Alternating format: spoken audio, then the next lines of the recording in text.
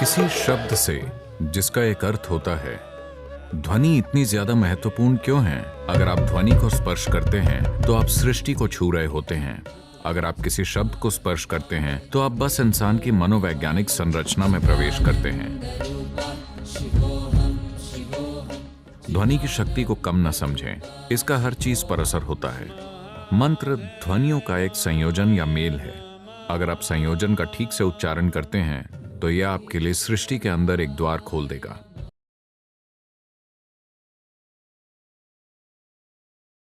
मंत्रों का कोई अर्थ नहीं होता।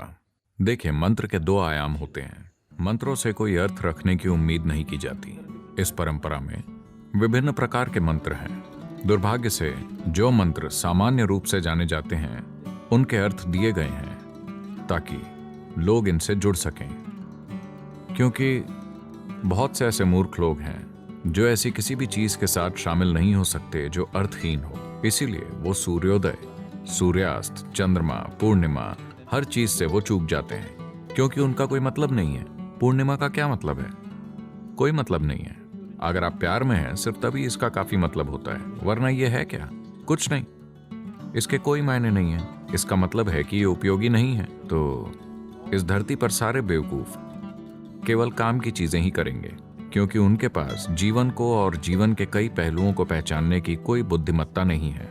ऐसा इसीलिए नहीं है क्योंकि आपने इनके साथ एक बेवकूफी के मायने जोड़ दिए हैं। ये वैसे भी मौजूद हैं। आपसे परे इसका अस्तित्व है। ये आपसे पहले मौजूद था, ये आपके बाद भी मौजूद रहेगा। ऐसा इसीलिए नहीं है क्योंकि आप इसे एक मायने दे देते हैं तो ये उपयोगी हो गया है या उपयोगी नहीं हुआ।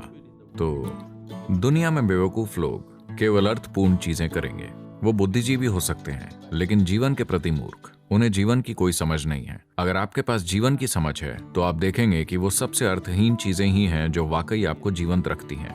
क्या ऐसा नहीं है? नहीं। इसीलिए उन्होंने दो तरह के मंत्र बनाए। मंत्रों का एक बड़ा समूह जिसका कोई अर्थ नहीं है, सिर्फ शुद्ध ध्वनि। आप हमारे संगीत में भी इसे देखेंगे। यक्ष कार्यक्रम अभी समाप्त हुआ है और हमारे कई लोग जो अर्थ खोज रहे थे वो पूरी तरह से ऊब गए थे, क्योंकि वो 40 मिनट तक आलाप कर रहे थे। कम से कम शिव, शंभो, कुछ तो बोलिए। नहीं, टिंग टिंग। वो समझ नहीं पा रहे हैं क्योंकि ये ध्वनि के बारे में है। ऐसा क्यों है कि एक शब्द से जिसका कोई अर्थ है, ध्वनि इतनी ज्यादा महत्वपूर्ण है? अर्थ इंसान के दिमाग में बने हैं। ध्वनि सृष्टि का सार है। अगर आप ध्वनि को स्पर्श करते हैं तो आप सृष्टि को छू रहे होते हैं। अगर आप किसी शब्द को स्पर्श करते हैं तो आप इंसान की सिर्फ मनोवैज्ञानिक संरचना में प्रवेश करते हैं। इंसान की मनोवैज्ञानिक संरचना एक खास तरह का पागलपन है। हम इसका आनंद ले सकते हैं, हम इसका इस्तेमाल कर सकते हैं, लेकिन वास्तव में ये एक खास किस्म की काल्पनिक व्यवस्था है। ध्वनि सृष्टि का एक मूलभूत पहलू है। अगर ध्वनि पर आपकी महारत है तो एक खास तरीके से आपको सृष्टि पर महारत हासिल है। सृष्टि ध्वनियों का बस एक जटिल सम्मेलन है। यह सृष्टि का खाका है, लेकिन अर्थ इंसानी चीजें हैं। आप जानते हैं कि एक ही शब्द के अलग अलग भाषाओं में अलग अलग मायने होते हैं। यहां तक कि भारत में भी आप ये जानते हैं, एक ही शब्द के अलग अलग मायने होना इसलिए है क्योंकि यह पूरा इंसान के द्वारा गढ़ा गया है। ध्वनि गढ़ी हुई नहीं है। ध्वनि सृष्टि का हिस्सा है। ध्वनि अस्तित्व का हिस्सा है। ध्वनि सृष्टि के सृजन का हिस्सा है। अभी पूरी सृष्टि एक खास तरीके से स्पंदित हो रही है। आप इसे सुन नहीं सकते, इससे कोई फर्क नहीं पड़ता, लेकिन शब्द और अर्थ इंसान के बनाए हुए हैं। सिर्फ एक साजिश के रूप में इसके मायने हैं। जब मैं साजिश कहता हूं तो क्या आप सुनते हैं कि झिंगुर क्या कह रहा है? वो क्या कह रहा है आप नहीं जानते, लेकिन वो बात कर रहे हैं। वो भी आपकी तरह ही हैं। उनमें से कुछ बस ध्वनि पैदा कर रहे हैं, केवल आलाप कर रहे हैं। सृष्टि का आनंद लेने का एक मायने में मतलब है उसकी ध्वनि का आनंद लेना। अगर आपके पास सुनने के लिए उत्सुकता नहीं है, अगर आपके पास ध्यान देने की उत्सुकता नहीं है, तो आप असल में सृष्टि के किसी भी पहलू का आनंद नहीं ले सकते। आप सिर्फ अपने सिर में चल रहे मनोवैज्ञानिक ढांचों का आनंद लेंगे। तो यही कारण है कि ज्यादातर इंसान बोलना चाहते हैं, ज्यादातर समय वो बातें करना चाहते हैं। इसीलिए नहीं कि उन्हें कुछ कहना है, इसीलिए क्योंकि उन्हें अर्थ निकालने हैं। बस मौन या ध्वनि दोनों ही बहुत अभिभूत करने वाले होते हैं। इसीलिए जब हम आध्यात्मिक प्रक्रिया कहते हैं तो पहली चीज है मौन। अगर आप मनोवैज्ञानिक रूप से बहुत स्थिर हैं तो हम कह सकते हैं ठीक है 30 दिन का मौन, 60 दिन का मौन। अगर आप मनोवैज्ञानिक रूप से नाजुक हैं तो हम कहेंगे ठीक है 3 दिन। 3 दिन में भी लोग पागल हो जाते हैं। हम कहेंगे ठीक है आधा दिन का मौन, दोपहर तक का मौन। उसके बाद आप बकबक करें। आमतौर पर दोपहर के बाद वो इसकी कमी पूरी कर लेते हैं। आप में से जो लोग बहुत बातें करते हैं, आप जानते हैं कि अर्थ निरर्थक है। वो बिना किसी अर्थ के बात करते रह सकते हैं। अब अगर आप एक चिड़िया हैं तो हम आपको माफ कर देंगे। अगर आप ये हैं तो हमारे लिए ठीक होगा। या अगर आप एक संगीतकार हैं तो आपका व्यर्थ ध्वनियां करना ठीक होगा।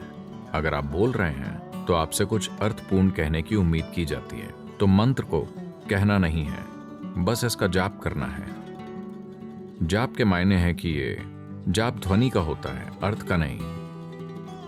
भाषण का अर्थ होता है, शब्दों का अर्थ होता है, लिखित शब्द और बोले गए शब्द। जाप से अर्थ का संबंध नहीं है। जाप बस एक ध्वनि है, एक गूंज है। अगर आप अर्थ नहीं जानते तो मेरी राय से ये जाप करने का सबसे अच्छा तरीका है बस पूरी तरह से ध्वनि के साथ शामिल होकर इसका उच्चारण करना है। लेकिन सबसे पहले आप जो बोल रहे हैं, क्या ये एक मंत्र है या एक भजन है या ये एक संकीर्तन है, आपको इस पर गौर करना चाहिए। अगर ये एक मंत्र है, मंत्र का अर्थ है शुद्ध ध्वनि। इसका कोई अर्थ होना जरूरी नहीं है। आप इसे जो चाहें अर्थ दे सकते हैं, जिस भी अर्थ से आप शुरुआत करना चाहें, क्योंकि अर्थ के बिना आप इसमें शामिल नहीं हो सकते। लेकिन एक बार जब आप जान जाते हैं कि कैसे शामिल होना है तो आपको इसे कोई अर्थ नहीं देना चाहिए। ओम नमः शिवाय का मतलब ये नहीं है कि आप किसी पहाड़ के ऊपर किसी चीज के साथ बैठे एक आदमी की कल्पना कर रहे हैं और उसके आसपास कुछ हो रहा है। नहीं, शुरुआत में अगर यही एकमात्र तरीका है जिससे आप इसमें शरीक हो सकते हैं तो आप शिवकाशी वाले कैलेंडर को देख सकते हैं। ठीक है, एक बार जब आप जान जाते हैं कि ध्वनि के साथ कैसे शामिल हो तो आप इस आदमी से छुटकारा पा लीजिए। उसकी जरूरत नहीं है, वो एक व्यवधान है। मैं लोगों को सम्यमा में बताता हूँ, वो जब करते होते हैं उनका सवाल होता है कि अगर शिव आते हैं तो मैं उन्हें तमामों बार पुकार रहा हूँ, अगर वो आते हैं तो उन्हें अनदेखा कर दीजिए। क्योंकि मंत्र के बारे में ये चीज नहीं है। मंत्र ये है कि आप खुद को ध्वनि में शामिल करते हैं, क्योंकि आप स्वयं, आपका भौतिक रूप ध्वनि का एक खास पैटर्न है। अभी आप खुद को ध्वनि के एक अलग पैटर्न में बनाने की कोशिश कर रहे हैं ताकि ये ध्वनि एक अधिक विशाल ध्वनि तक पहुंचने का जरिया बन जाए, जिसे आप ब्रह्मांड कहते हैं। ध्वनियों की एक अधिक विशाल व्यवस्था की प्रकृति ब्रह्मांडीय है। आप कुछ मौलिक ध्वनियों का एक खास क्रम में उपयोग करते हैं। आपको पता है, तिजोरी में तालों को कॉम्बिनेशन ताला कहा जाता है। तो आपको इसे खोलने के लिए इसका सही तरीका या क्रम पाना होगा। तो मंत्र एक कॉम्बिनेशन है। अगर आप सही कॉम्बिनेशन पा जाते हैं तो ये आपके लिए सृष्टि के अंदर एक द्वार खोल देगा। अर्थ अहम नहीं है। आप इसे जो भी अर्थ देते हैं, कितना भी ऊंचा या नीचा आपको लगता है कि अर्थ अहम है, असल में अर्थ एक गढ़ी हुई चीज है। ये एक मनोवैज्ञानिक प्रक्रिया है। इसका कोई अस्तित्वगत अर्थ नहीं है। किसी शब्द का कोई अस्तित्वगत अर्थ नहीं है। अभी हम जो भी हिंदी शब्द बोल रहे हैं उसका पेड़ों के लिए कोई मतलब नहीं है। लेकिन अगर आप असल में आजमा सकते हैं, ये प्रयोग किए गए हैं। अगर आप यहाँ बैठकर खूबसूरती से गाते हैं, मैं वो नहीं कर सकता, लेकिन अगर हम यहाँ बैठकर वाकई में गाते हैं ठीक से तो पेड़ फूलों से भरा हुआ है। ये यक्ष के कारण हो सकता है, ठीक है, बारिश ने इसमें मदद की है, लेकिन ध्वनि की शक्ति को कम न समझें। ध्वनि की शक्ति को कम करके ना आंकें। इसका हर चीज पर असर होता है। या अगर आप एक मंत्र का जाप करते हैं तो पेड़ इसका उत्तर दे सकता है। अगर आप संगीत गाते हैं तो ये उत्तर दे सकता है। अगर आप बस एक विचार पैदा करते हैं तो वो इसका जवाब दे सकता है। लेकिन अगर आप बोलते हैं तो ये रिस्पॉन्ड नहीं करेगा। ये पेड़ के साथ सच है, ये चैतन्य के साथ भी सच है।